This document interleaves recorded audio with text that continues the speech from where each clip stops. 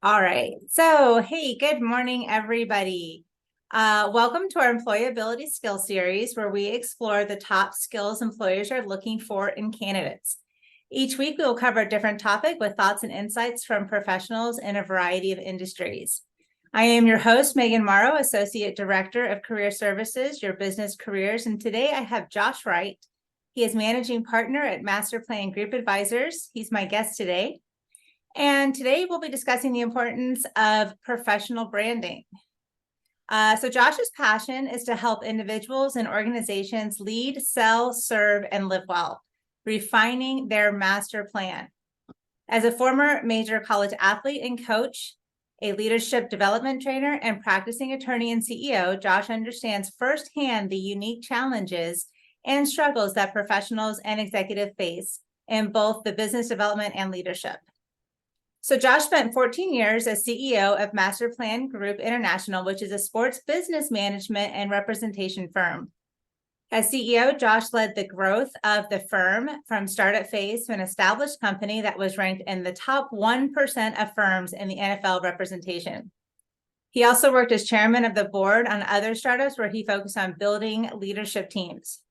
Josh has had the opportunity to train and coach partners at some of the top law firms in the U.S., and is now able to leverage that experience along with his broader strategic leadership and sales experience to help clients maximize their master plan. So today, as chairman of the Master Plan Group, Josh oversees both Master Plan advisory groups as well as the longstanding sports division. Before creating Master Plan Group, Josh practiced as a corporate and tax attorney for closely held companies and their executives. He also completed his JD at DePaul University and worked on his master's in bioethics at Trinity International University, and has a bachelor's from West Virginia, where he double majored in biochemistry and exercise science. So that's a lot. Good morning, Josh. Thank you so much for being here with us today. No, Megan, thanks for having me, and thanks for the invitation. This is always fun, I think, to speak to those who are particularly in this day and age are young professionals or aspiring to be young professionals. And if after this event you have questions for me, I'm happy to answer those.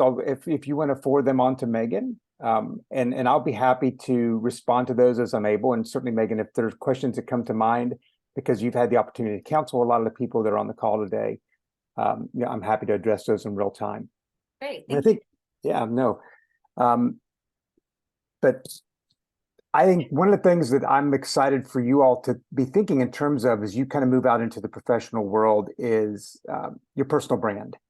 And a lot of time we see that through the world of Instagram. Then we see it through the world of LinkedIn, and we see those as very separate things.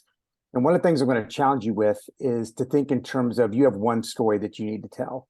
And it needs to be a true story of who you are. Because if you have a business persona that is different than your personal persona, when you are hired into a company that assumes you are one person based on the business persona that you put forward, and then over the course of time they find out that you're actually a very different person, one, you're going to be unhappy and they're going to be unhappy, and that just does not lead to a good outcome. And I think that's one of the things I've seen as I've worked with executives across big four accounting firms, Am Law 20 law firms over the last decade, is one of the biggest concerns is people come in with a facade because they've become very adept at telling a story that may not be who they really are. It's kind of doing the Instagram, Snapchat story of who I am, as opposed to the reality of who I am. And there's a consequence to that. For you, quite frankly, less so for the employer. Certainly there could be disappointment on the employer's side when the story isn't consistent with what they thought you were, but really it's going to be your work-life enjoyment. And whether you actually enjoy where you're working. Because if you come in and say, I am this, when in fact you're not, your work job satisfaction is going to be so low that you're going to find yourself bouncing from job to job. And I think that's one of the things that has become one of the primary concerns for executives, is they're seeing a lot of young professionals bounce from job opportunity to job opportunity and not build any long-standing career traction and career progression an individual company. And I think a big part of that is because people are challenged by their ability to tell their story well on the front end. And so that's one of the things I want to kind of speak with you about is telling your story and controlling your story. So Megan, do you have any questions for me before we jump into all that? Actually, no, you're kind of following exactly how I was going to ask you, like kind of tying in that personal / professional image and how that can represent a company and like the ramifications not having, as I call it, a clean social media presence. So you're kind of already hitting on that, same things that I already talked to them. So please just keep going. And I've got Yeah, a couple well, of questions in case we miss them. I'm taking some notes, which is what I tell my students to do in interviews all the time. So hopefully sure. if you miss anything, we'll circle back. No, absolutely. And so I guess first impression is the key. And it's fascinating. I used to tell, and so when I was working with NFL players, and they would have this is kind of go backwards in time for me. Before I was working with senior executives at professional service firms, I actually represented NFL players for 20 plus years, both as a hobby income in my legal practice and then as a full-blown sports agency for 15 years. And one of the things they go through around the combine and the Senior Bowl are interviews with front office personnel and coaching staffs. And those are high pressure. You're sitting in front of a bunch of people that are interviewing you for a multi-million-dollar job. And they've already done their research. And I think, in fact, they hire literally in the NFL level, and you're going to see this more and more at the corporate level, is they actually hire former CIA agents, former FBI agents, former people in national security advisors, or even at the state level, who know how to dig for information. And so they probably know more about you when you walk into the interview than you have any realization that they know about you. And so to Megan's point, going back and cleaning up your social media, and again, it's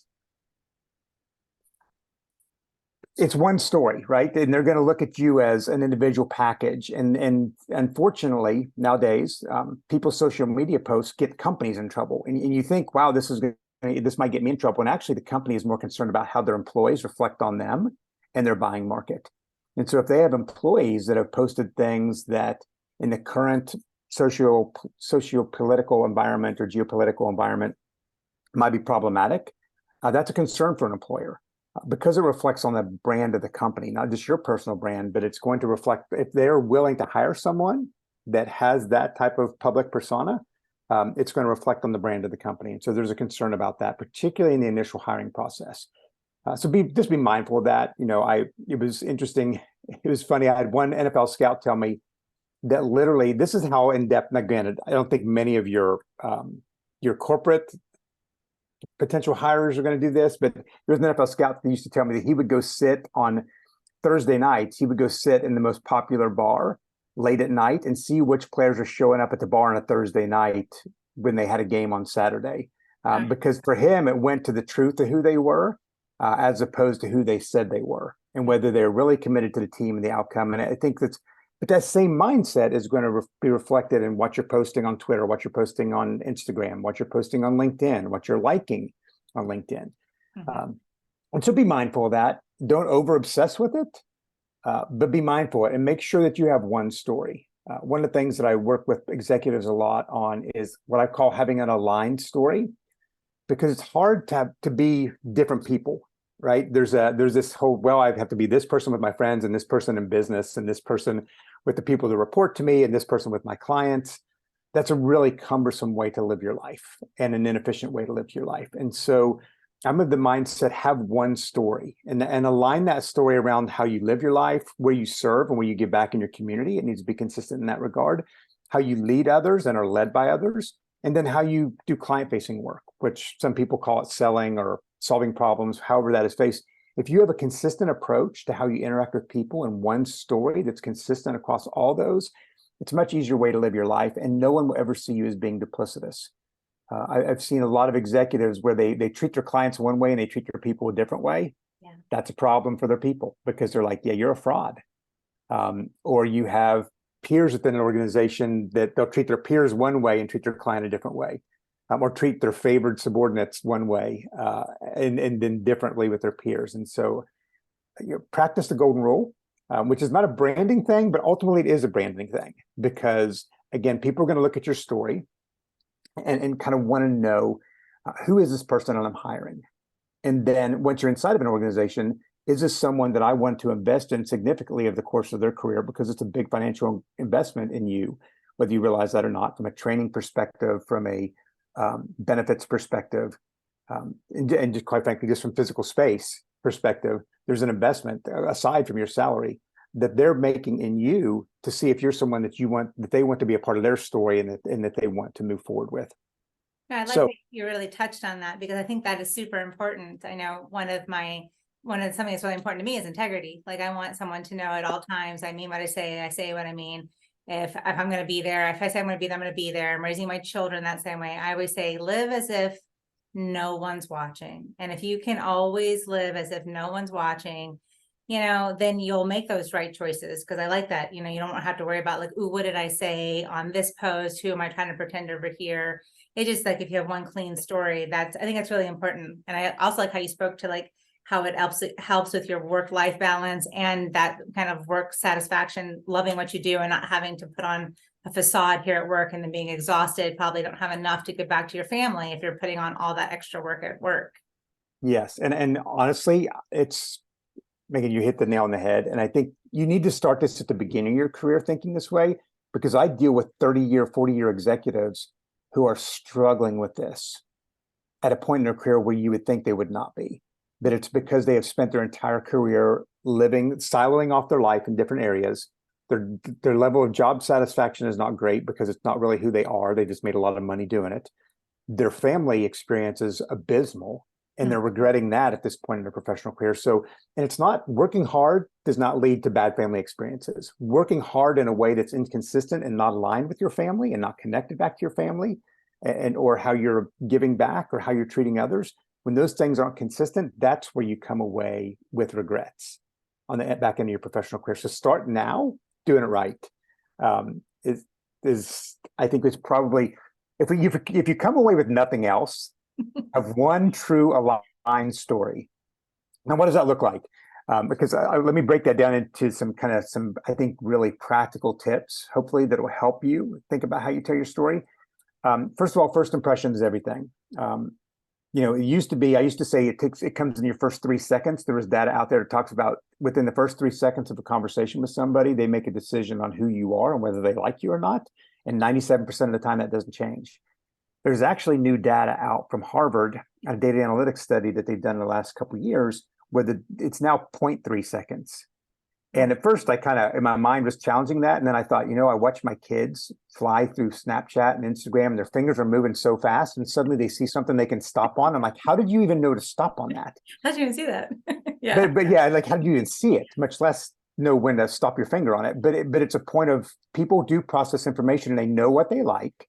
And they know it infinitely faster than what we realize. So just be mindful that first impression carries a lot of weight when you're walking into an interview, when you're walking into a second interview, when you're meeting someone at a networking event, when you're doing follow-up with someone, when it was just a very, very tertiary initial conversation.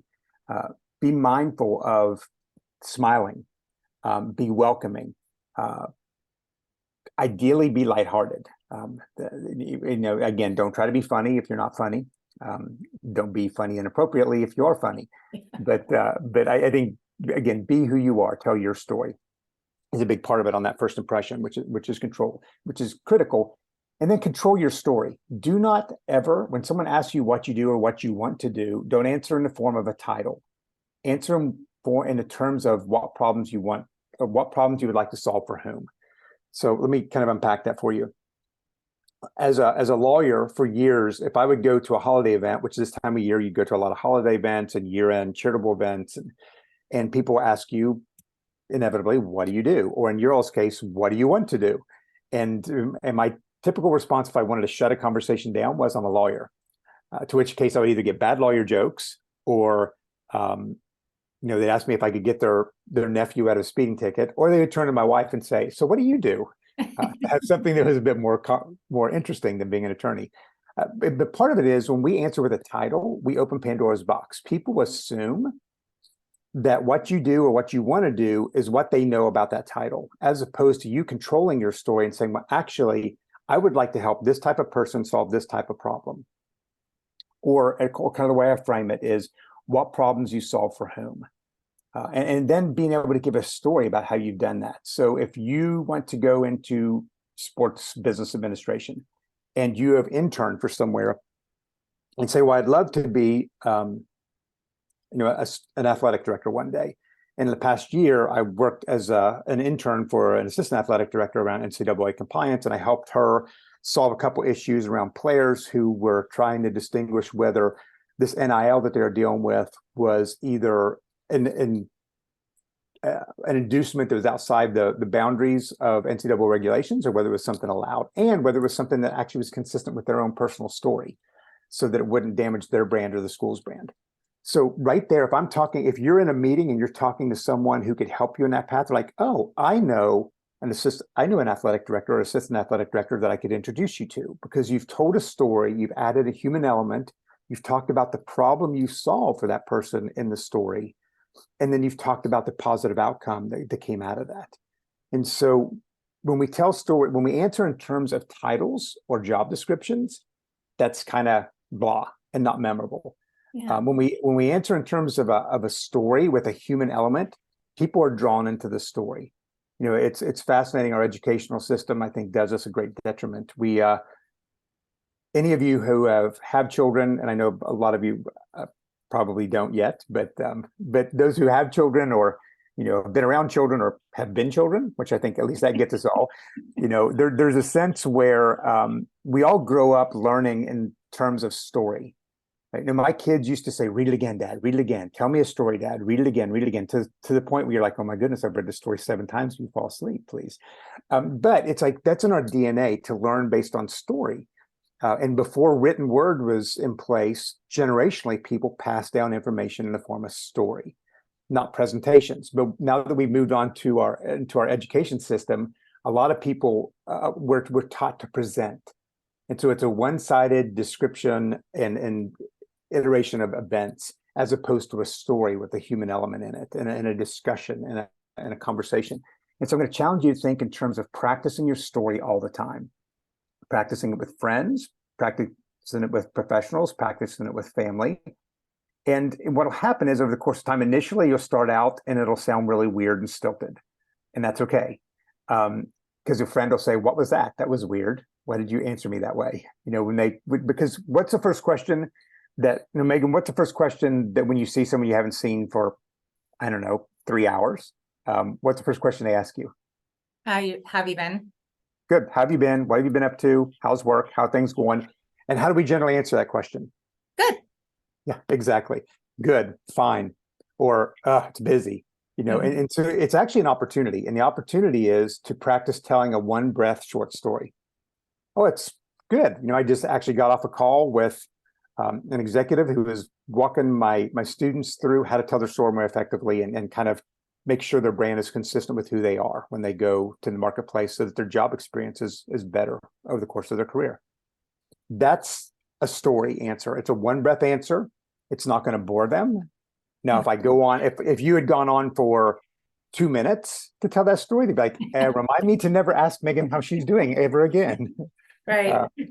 So it needs to be a one breath answer, but practice that. And the thing about it is, for each of you, you get this opportunity over and over and over and over again all day long to practice. And then when you're in a job interview and they ask me to tell you a little bit about yourself, you don't just regurgitate your resume. But it provides an opportunity to take a couple of the bullet points on your resume and unpack a story. And who's interviewing you, or who the interviewer is interviewing you on the behalf of. And so think in terms of, what is the job description or the title of the person that is interviewing me, or that I'm being interviewed to work for, and then tell one of my stories on one of my bullet points about how I helped someone just like that solve a problem. And so it goes back to, if someone's interviewing me for an AD job at a university, it is, if they're interviewing me for an assistant AD job at a university, I want to be able to tell that story about, well, I worked with an assistant AD and helped them resolve this problem. And thereby, what that does is immediately the interviewer goes, "Oh, you get it. You get what you're not just saying you have some capabilities that you learned, in the university at Florida Southern, but you actually have done this. You have solved this problem for someone just like the person I'm trying to hire you to help. Therefore, I can see you in the story helping this person that I know resolve this issue." And that's a powerful and sticky way to kind of walk through an interview process. And they'll remember you. They won't remember the bullet points of your resume, because they see tens of thousands of those.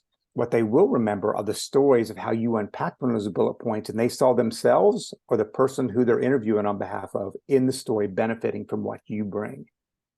I So like that a lot, Josh. I actually like I'm writing that down so I can say that because I do help them practice their interview questions, like the top 10, most, and it always is the tell me about yourself or, those kind of ones.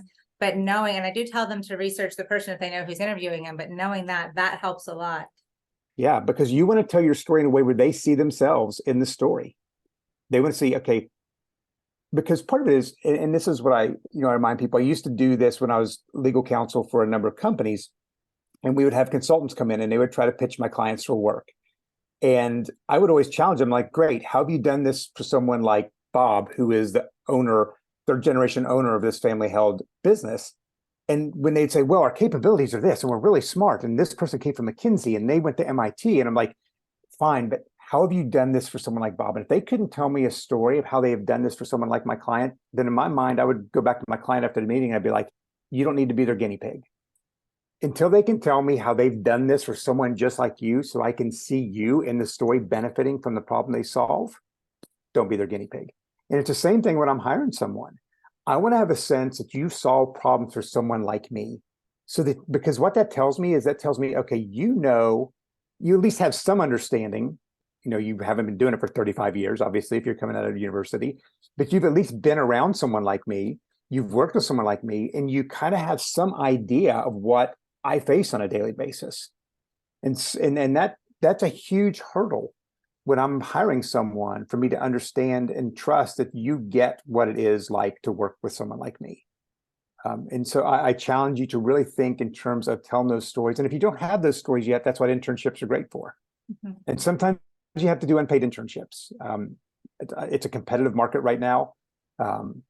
And so sometimes it's an investment of time in doing the unpaid internship.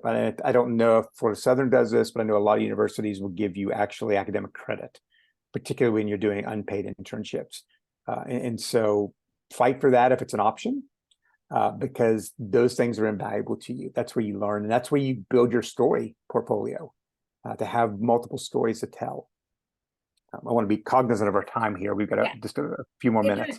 Yeah, we're doing good. We're doing good. Actually, Florida Southern requires, especially our School of Business students, anybody who's enrolled in any of our business majors is required to do an internship.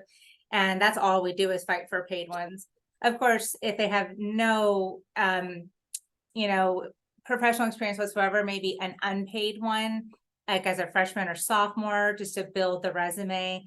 But it's difficult to wrap my brain around students having to go to school and all the hard work that goes into the study in the college. And then on top of that, do an internship where they're not paid. And then on top of that, if they have to work to pay for tuition, that's a lot.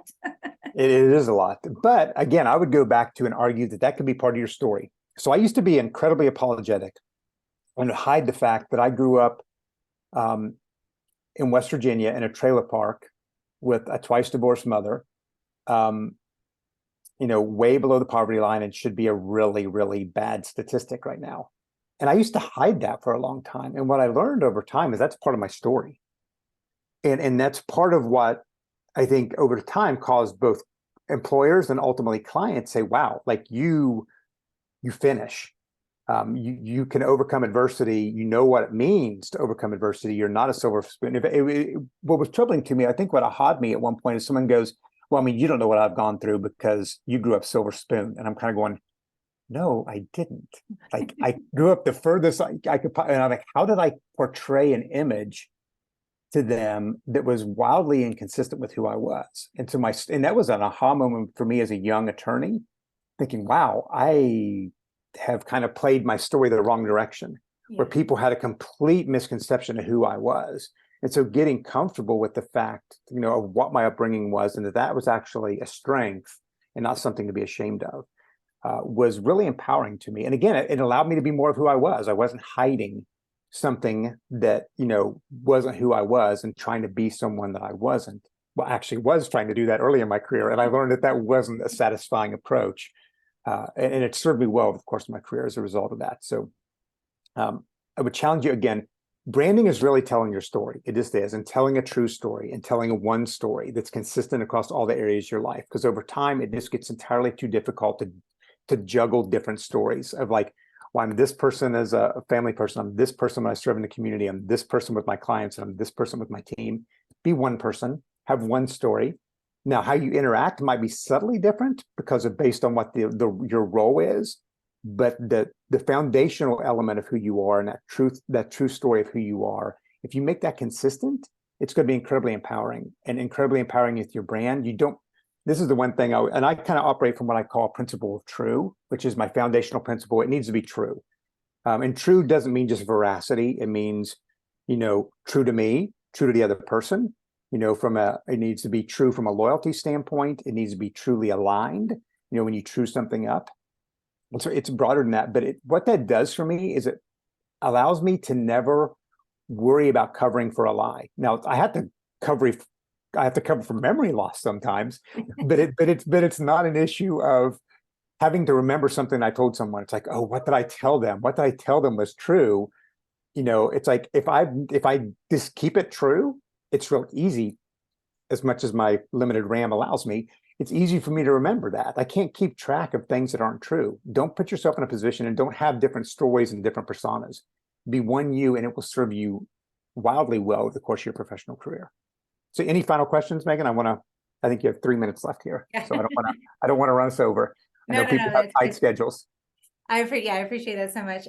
No, this has been wonderful. I usually wrap up with like, do you have any last minute thoughts? You just kind of shared those. And I know that you kind of put that out that if anybody had any questions, could they connect with you on LinkedIn if they were interested kind of in that sport Absolutely. area? Absolutely. Okay. Absolutely. I'll make sure that in his sports or in professional services. I worked with professional service firms my entire professional career and consulted for some of the largest ones in the world for the last 12 years. So, happy to have those conversations on any of those fronts. Okay, thank you so much. I really appreciate you taking the time, Josh, out of your schedule. I know that you're traveling. Are you in the Chicago area right now? So that's not where you guys are based anymore, is it? Or no, I'm in Nashville. Okay. Yes, we're in Nashville now. We're in downtown Chicago for 28 years, but for the last 2 years we've been in Nashville. Very cool. But I did just get back from New York the last 3 days, so I'm glad to be at my home base. Yeah, because I know when I spoke to you on Halloween, you're like getting into your hotel, so I figured you were traveling. So yes. Yeah. But again, thank you so much for taking the time, everyone. I hope that you learned something. There's some good takeaways here. You can always contact me if you have any additional questions, but you're also welcome. His name is Josh Wright. His name is on the screen. You can also look him up under Master Plan Group Advisors as well. He's on my friend list, so if you're friends with me, you can always look through my contacts as well. So Josh, thank you again. Have a wonderful rest of your day. Enjoy your weekend. Thank you all. Appreciate you. Thank you so much. Bye, everyone. Bye.